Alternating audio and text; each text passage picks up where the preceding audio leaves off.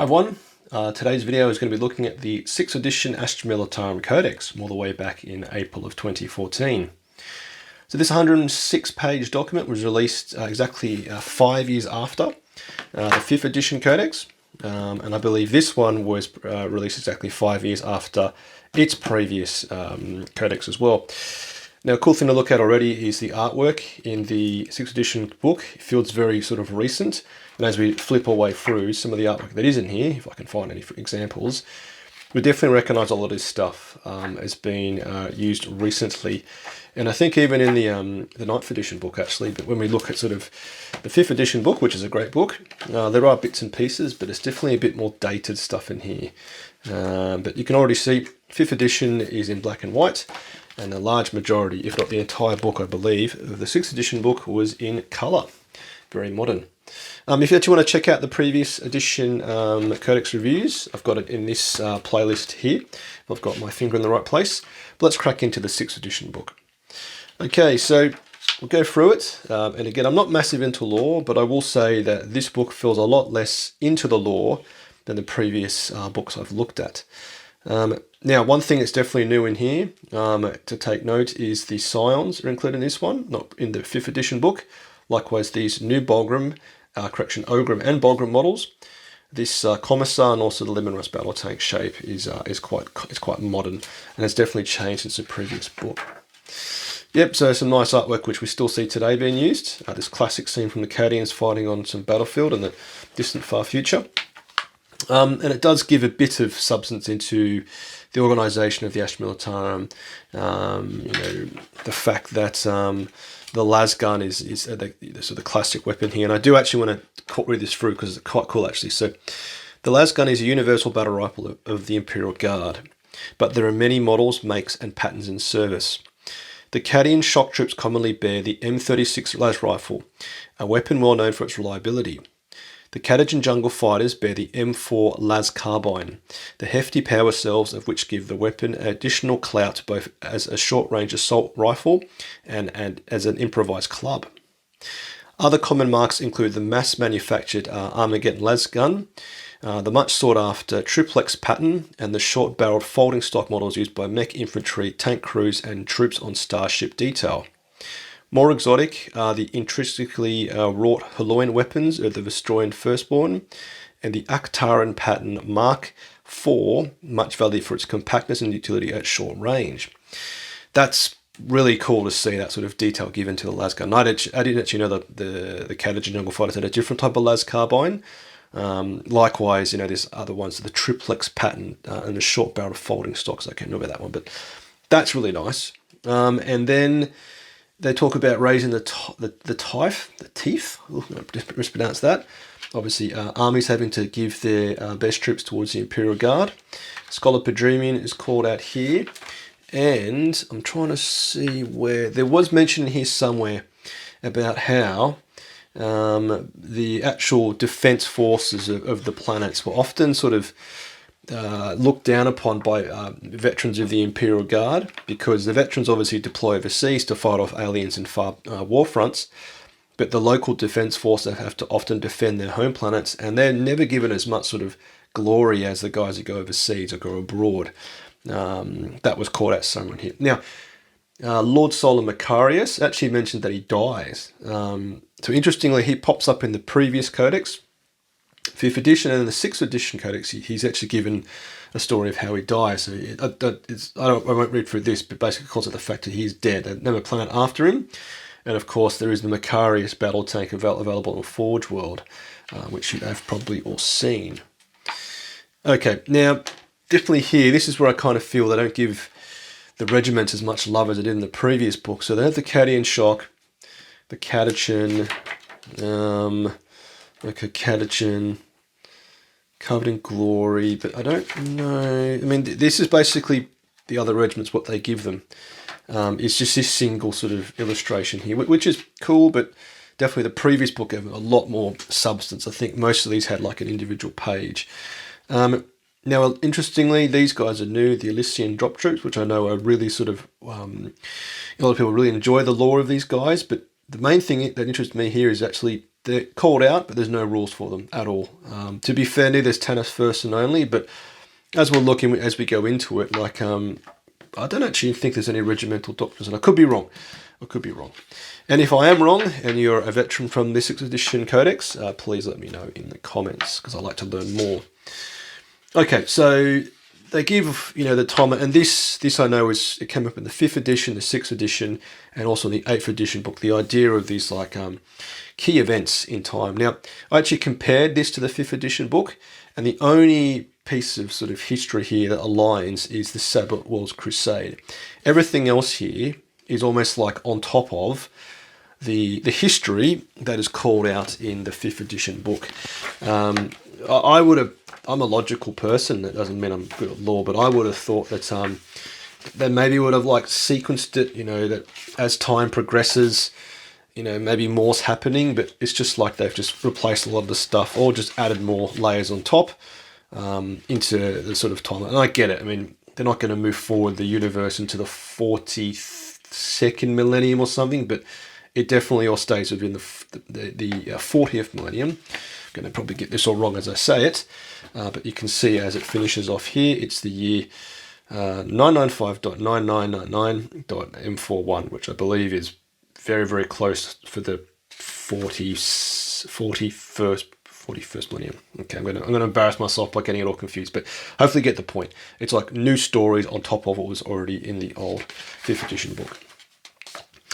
Okay, so it gets straight into the rules, and we're at page 27. Now let's actually go back. Sorry, I'm all over the place, but I just want to get a feel of how much they actually, if I'm actually making up. Okay. Well, actually, to be fair, the 5th edition book, on page 29 you get into the rules, so it's only a couple extra pages, but anyway. Right. So as we get into the rules, you'll definitely recognise this if you're a recent player. The 8th edition book, these are the warlord traits. And again, you roll a d6 if you wish to determine those, or you can choose them. And all of these look very, very familiar. So that's still used today. That's still used today. I think that's still used today. There's something about that. Bellowing voice, I'm not sure that comes up as much, but Master of Command is also used. So these rules carried into, I believe, into the 8th edition book, most of those. Now, orders, or voice of command as it's called. Again, this is sticking around into 10th edition as they've sort of previewed the new rules for guard. But the key thing, just like in the previous book, they had to pass a leadership test for the unit to receive any orders. Now, if that double dice roll was a double 1, that basically means that it was automatically passed and you can give additional orders like a benefit. But if you roll a double 6, incompetent command means no orders can be given any further. So there was an additional layer to actually giving orders back in these editions. It's actually passed a leadership test. Now, as you look at the orders, so Astra Militarum orders, there are 1, 2, 3, 4, 5, 6, 7, 8, 9. Now, interestingly, they don't call out the type of units that this can be given to, but I believe it's going to be explained in the actual individual data sheets. But take aim, front rank fire, second rank fire first, forwards for the Emperor, move, suppressive fire, get back in the fight, bring it down. Now, they have all been carried across. Smite at will is gone now. I haven't seen that recently, but they can basically split fire special rule. So I don't know what that means. I didn't play at all at this point. I was well and truly out of the hobby. But I'm assuming that means a unit had to shoot at one target only, but this could allow to shoot at 2 targets. Interesting. But with las guns, I don't know who splits fires. Split fires is always the enemy of effective play. Fire in my target. Senior officer special only can make a shooting attack when it's almost stacked. All weapons have the ignores cover special rule. Wow, okay, that's good. And then there was suppressive fire. Now that's come up. It's actually called pinning fire. I think it is now in the 9th edition book, the pinning special rule. So a lot more substance. 2, 4, 6, 8, 9 Astra Militarum orders, and these look like they're just the infantry orders. So 9 orders. Okay, that's interesting.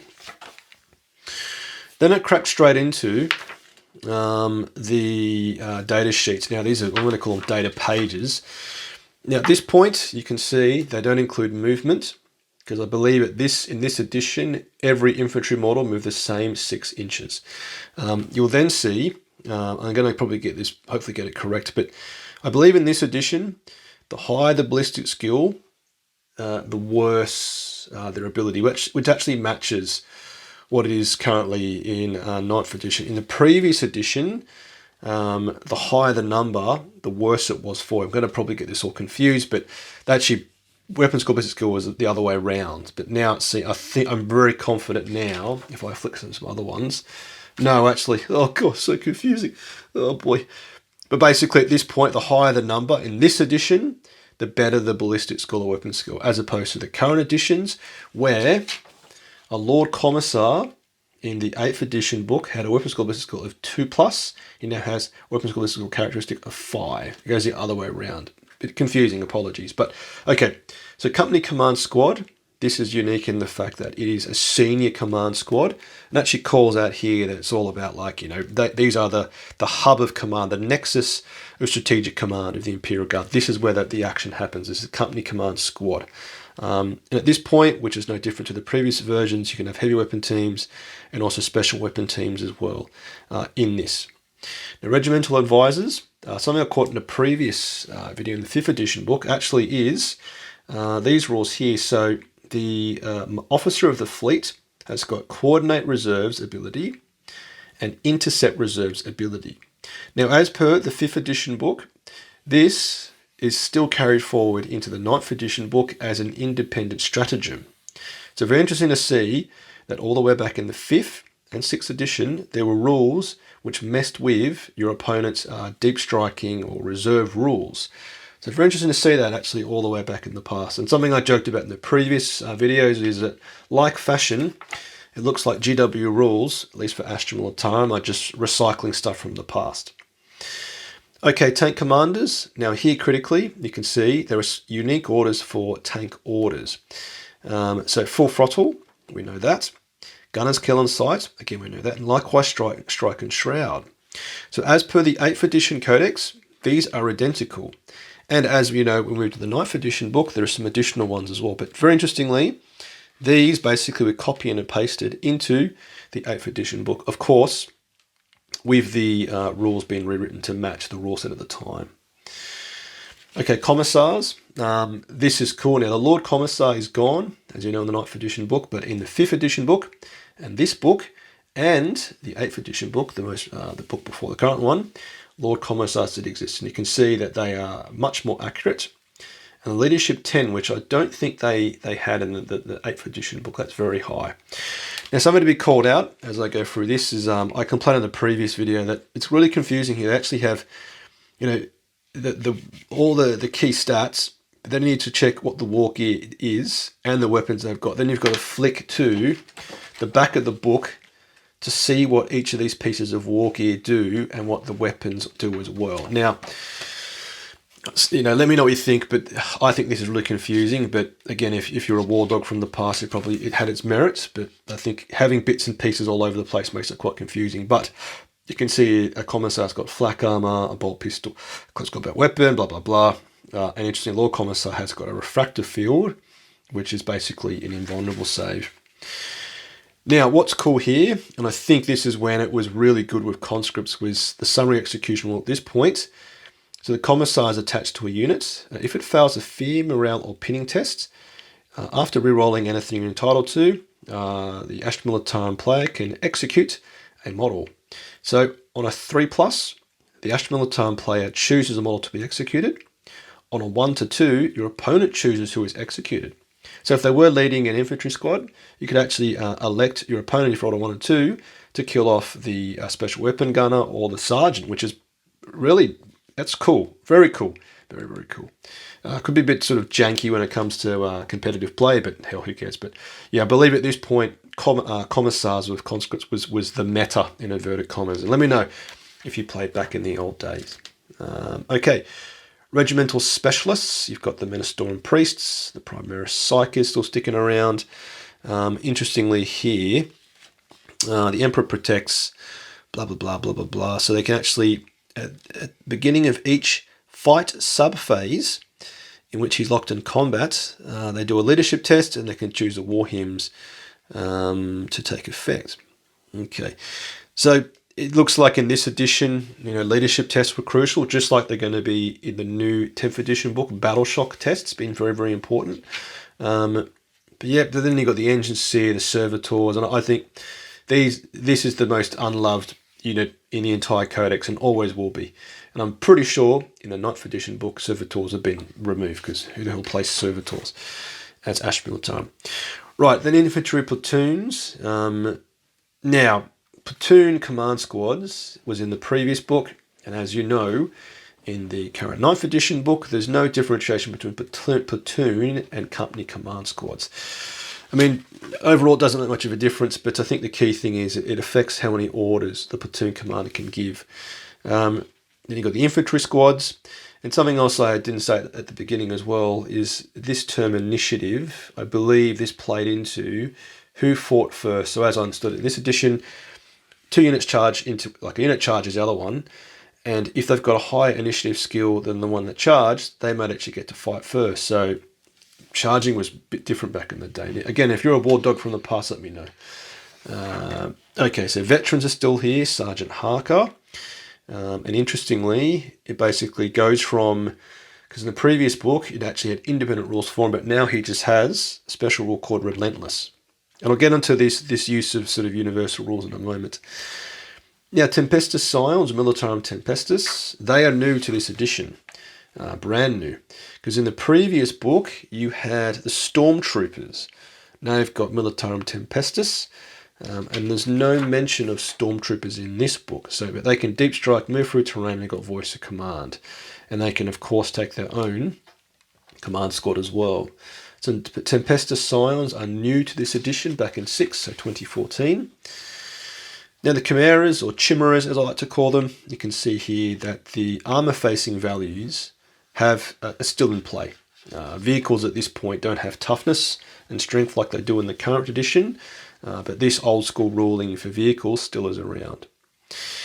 Now, interestingly here it says amphibious, so just like in the previous book, water features had a unique type of rule, and basically what this means is you can move through like it doesn't matter, so it can get its floaties on and get the snorkel out and push its way through. Now, it's a bit complicated how they explain Lads Gun Array, but fundamentally they can, allows you to shoot out of it. But I think, I'm not going to read through it, but I think you could choose between the Lads Gun Array or firing points. So 2 models can fire from the Chimera's open top hatch. So they actually could have dudes shooting out of the actual top hatch, and then guys shooting the Lads Gun Array. That's cool. So that's a bit more bang bang coming out of this. So the Taurox and the Taurox Prime, these are new into this edition, and all-terrain APC. Okay, this vehicle can reroll failed dangerous terrain tests.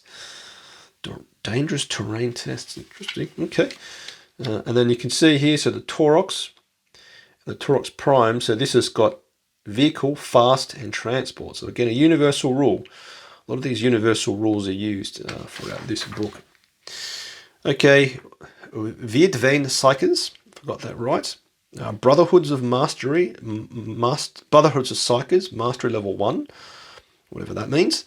And then the Rattling Snipers, so Infantry and Stealth, Shoot, Sharp, and Scarper. Rattlings can make a shooting attack and then run in the same shooting phase. Okay, just like the current rule, so they can shoot and scoot. And I think there is some cool explanations of the type of law, and it basically talks how here it is. This is actually like an actual story of how they held off like a ton of Tau dudes and zapped heaps of them, and eventually they got killed off by some the hide and seek Tau dudes. But yeah, they held off like a bridge for a couple of weeks or something, just zapping dudes with their marksmanship rifles. Okay, Ogrims, and then at this point they actually define into Bolgrams. So the Bolgrams obviously have the improved save. They've got carapace armor as opposed to flak armor, and they've got the slab shield, which again, you've got to flick to the back to work at what it does. But at this point, it does break up. Previously it was just Ogrims, but you can see they've got Hammer of Wrath, stubborn and very bulky. So they are obviously universal rules used across many armies to describe something they could do. Rough Riders are still around, which is cool to see, and Sentinels. And at this point, they've got them defined because in the 3rd edition book, there were just Scout Sentinels all the way back in 1999, which is interesting. Right, Lemon Rust battle tanks. Now, something I noticed in a previous video was that the Demolisher, Punisher, Executioner is a little bit tougher with a stronger rear-facing armor value of 11 versus the other models have a 10. Now, if you've bought a Lemon Rust kit back a couple of years ago, you will know there were 2 kits, one for the Lemon Rust battle tank and the Demolisher kit, and there's a bit of difference in the back here. There's a little bit of like extra detail added. Interesting, at this point they still had different sort of, a little bit of extra value, a bit of toughness on the rear-facing armor value. Right, interesting, so the Valkyrie and the Vendetta.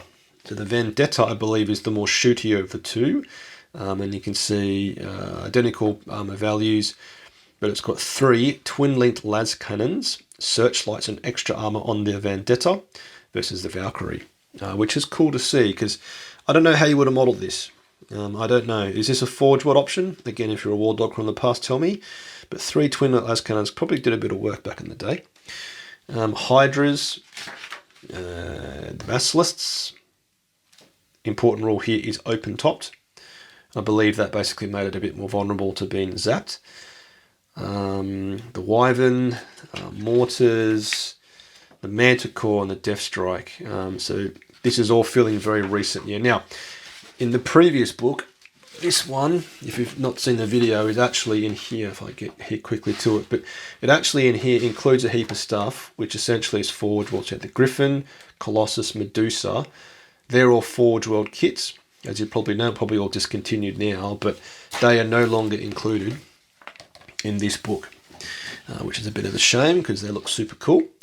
The Hellhounds, and you can basically see here, at this point again, they've got the Hellhound, Devil Dog and the Bane Wolf, giving their individual special abilities.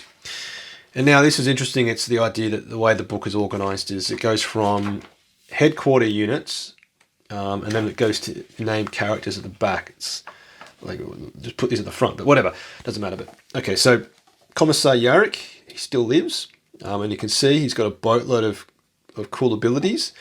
Or of a Discipline Chain of Command, Eternal Warrior, Independent Character, Preferred Enemy is Orcs, Senior Officer, Some Execution, and Voice of Command. It's got an additional rule which actually call out here. So this must be where they started to go from universal rules that could be used across all types of different armies. So for example, I'm making this up, Preferred Enemy, Orcs must mean something that other armies could have as well, but here he's got a very unique rule just for him being Iron Will, which is when he's been killed off on a 3+, he comes back up again with a single wound. And this stuck around into the 8th edition codex. The idea that he's a total hard ass and he can get up again after he's been zapped a bit.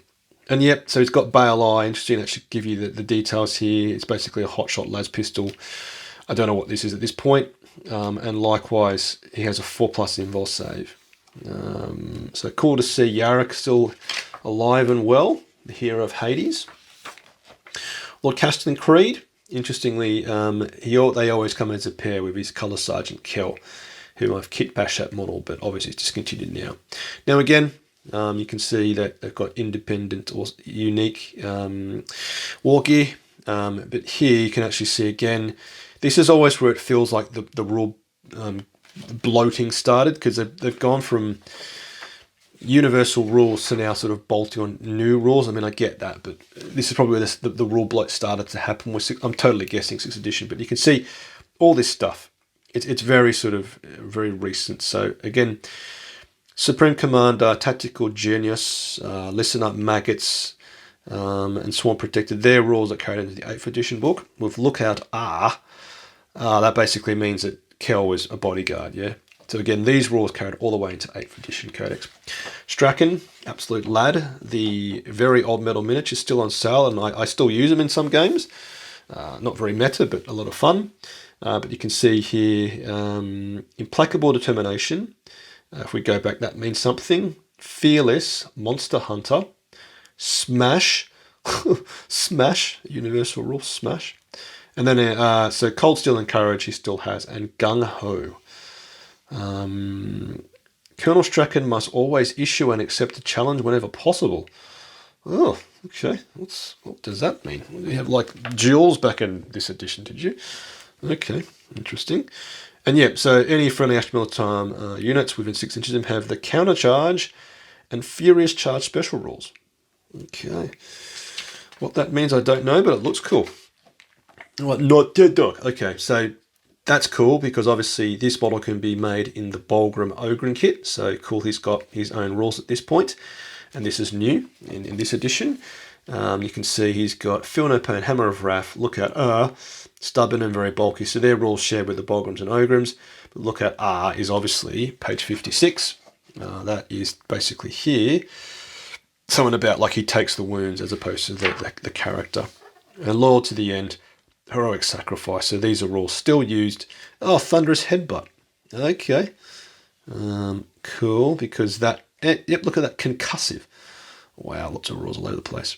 So that was in the 8th edition book. It's really sort of disappeared in the 9th edition codex. Now, Commander Pass still lives. Fundamentally, I think he has some reroll to hit. Has a rendering special rule. When firing an executioner plasma, Pass can choose to fire an incandescent plasma blast instead of the others. Thus, it has this. Oh, wow. Blind. Okay. So, Pask was, so reroll for Vanquisher and the Battle Cannon. If he's using those ones, he gets a special rendering rule, and then he has a unique way to fire the plasma cannon. Really interesting. Okay, it's a real evolution, because in the F edition book, it wasn't that elaborate, but it is really cool to see. Okay, so from all this, you can then go, okay, what weapon have I got? I've got, I don't know, a plasma gun. Let's go see what the plasma gun, okay, I'm going to look here. So, now I'm not, okay, then it basically says that all these weapons are universal weapons that can be found in the 40k rulebook. So you've got to flick to the 40k rulebook and go, what does my heavy flamer do? It does something, okay, fine.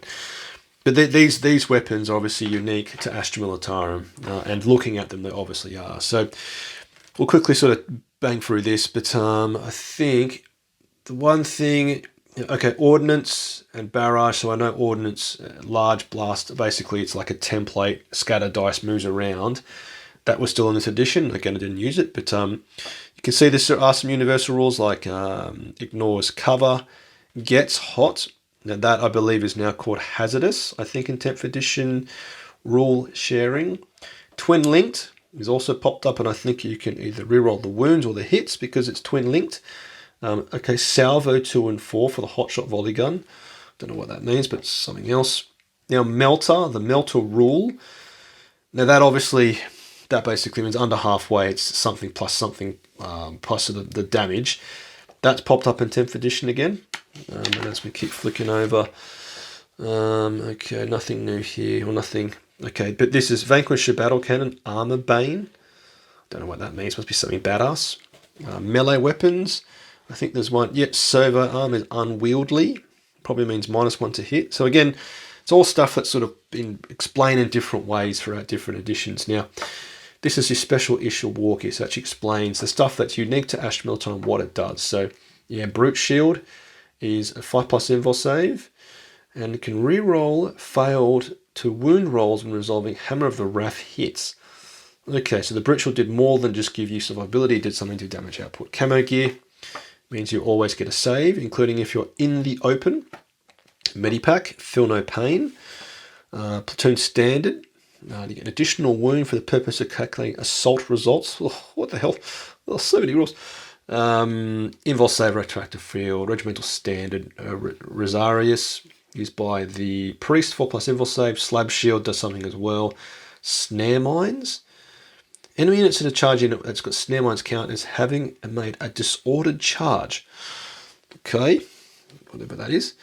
Voxcaster. Now this is interesting that Voxcasters at this point were basically allowing you to get leadership benefits, and provided the office you're not on the Vox. Okay, as opposed to receiving orders. Okay, interesting. Okay. Now then the armor. Yeah, so Carapace, Flak. So Flak obviously is what the Guardsmen have. Carapace will be what the Bulgrims and the Scions have. And power armor confers a 3+ save. Must be for some of the characters. Right, then you've got the vehicle equipment list. So, okay, again, dozer blade, all this stuff here. You go to the 40k book, the rule book doesn't know what that does. And maybe, and please tell me if I'm wrong, but I believe when this book was released, it actually had indexes, I think, for the other armies. I don't know. But maybe that's why it's all included here. But you can see, interestingly, the Ogre array at this point, it benefited your deep striking units. They didn't scatter, whatever that was. You've got camo netting, enclosed crew compartment, which was basically negating the bad stuff of open top. Recovery gear, I mean, extra bits and pieces. But then the relics of Haloins of Conquest, as you eyeball all of these all still exist today. Yeah. Order Aquilia, Requilia of Tiberius, Laurels of Command, Cross Aquila, Death Mask, Emperor's Benediction, a pistol, and Blade of Conquest. They are all still used today. Now, what they do has all completely changed, except for the actual shooters. And also Death Mask Lane is still a 4+ symbol save, but it also has, it will not die and fear special rules. So additional rules on top of what it is, just besides the 4+ symbol save. But fundamentally the names all still exist, but what these ones can do has changed. Alright, from there we then go into the models, all the miniatures. But you can see here the Tempestus Scions on display. This must have been when they were launched, because it's looking absolutely fabulous with all the Scions, the Bulgrams, and the various types of Tauroxes light out there as you go and enjoy the new miniatures. And Necrons.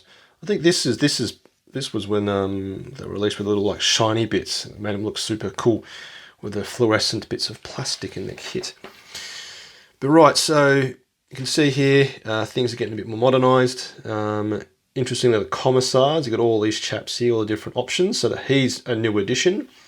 But these guys are now, unfortunately, all gone, all 4 here. I've seen them around. You can still buy models on eBay, which I think is... There are some fabulous poses, particularly...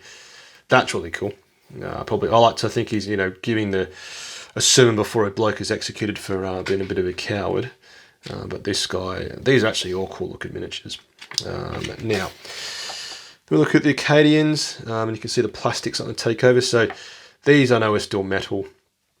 Likewise, that chap. This blade. Now that is from a Baneblade kit, but the Baneblade is not mentioned, so I don't know if the Baneblade kit had that added to it.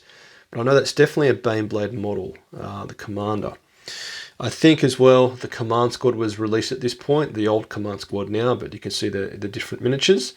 Obviously, our favourites of heavy weapon teams. You can see here, this is using bits from the Command Squad kit, I believe. Yep.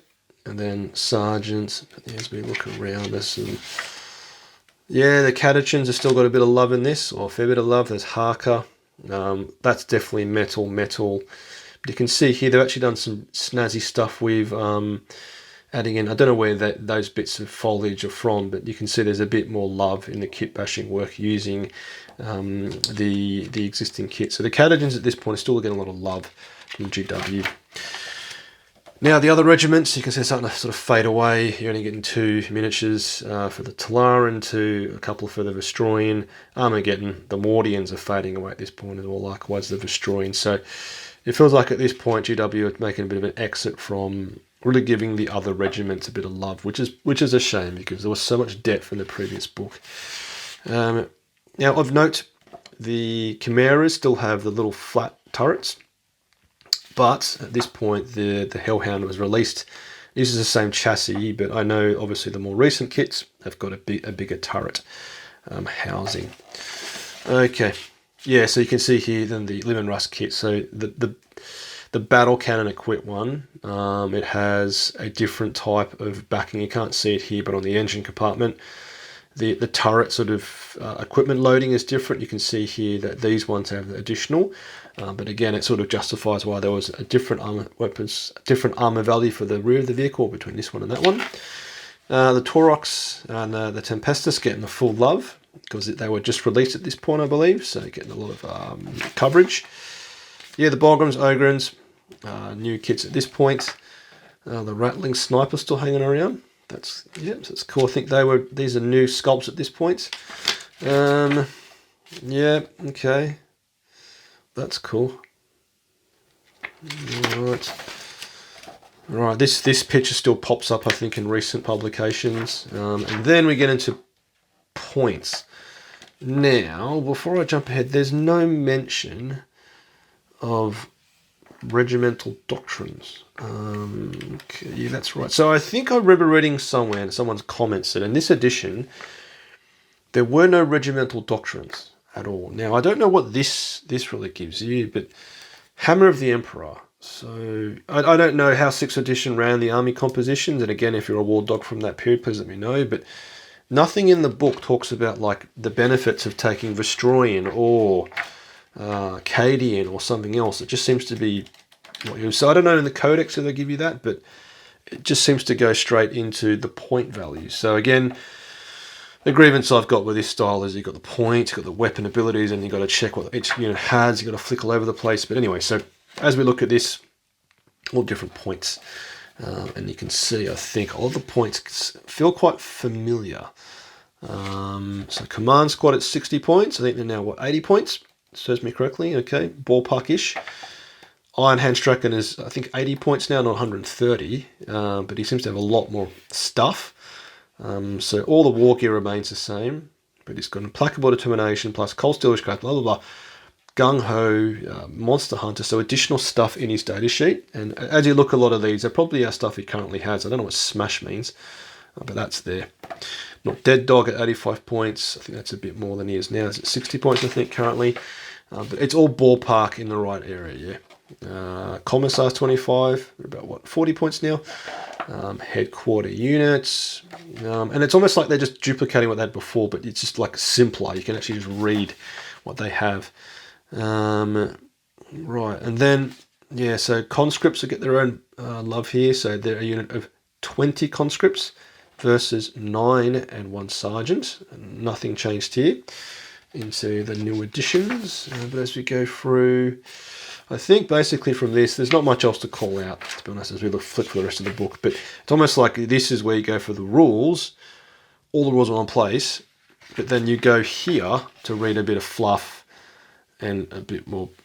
Oh, okay, you got to read those rules for Creed. Anyway, whatever.